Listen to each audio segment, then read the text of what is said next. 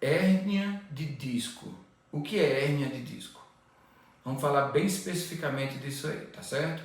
Olha, o disco intervertebral, que é dessa hérnia que a gente está falando, são essas estruturas que estão entre um osso e outro da coluna.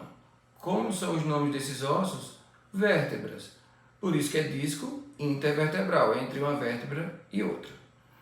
Desde a coluna cervical, passando pela dorsal até a lombar, pode acontecer uma hérnia do disco.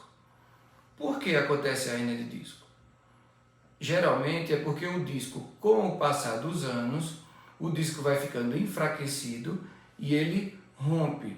Na hora que ele rompe, ele faz como fosse uma bolsa para fora. Então, essa bolsa a gente chama de hérnia. E essa hérnia, ela pode ou não comprimir o nervo, tá? E geralmente é muito dolorosa. Nem sempre precisa de cirurgia, mas precisa ser avaliado se essa hérnia de disco tem algum sintoma neurológico.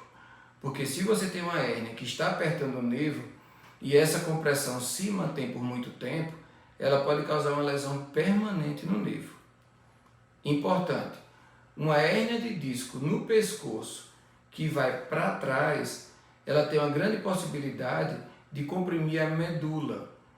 A medula espinhal, na região do pescoço, ela é muito próxima do disco intervertebral.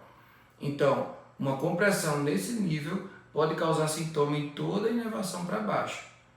Não pode. Tem que cuidar, tá certo? Já uma hérnia de disco lombar, como na região lombar o espaço onde está os nervos é bem mais amplo, algumas vezes você tem uma hérnia bem maior na região lombar que não precisa operar. Na região cervical, às vezes uma hérnia pequenininha tem indicação cirúrgica. Importante para você, o que é que tem a ver com a hérnia? O que é que causa a hérnia? Gente, precisa ter uma condição boa da musculatura para proteger essa coluna, sentar de maneira adequada, evitar impactos na coluna, porque tem muitas atividades que causam lesão na coluna, ou por vibração ou por impacto mesmo. Essas são causas comuns de lesão de disco intervertebral. Importante também a maneira com que você pega peso. Às vezes uma maneira errada de você abaixar e levantar pode ocasionar uma lesão do disco, uma hérnia de disco.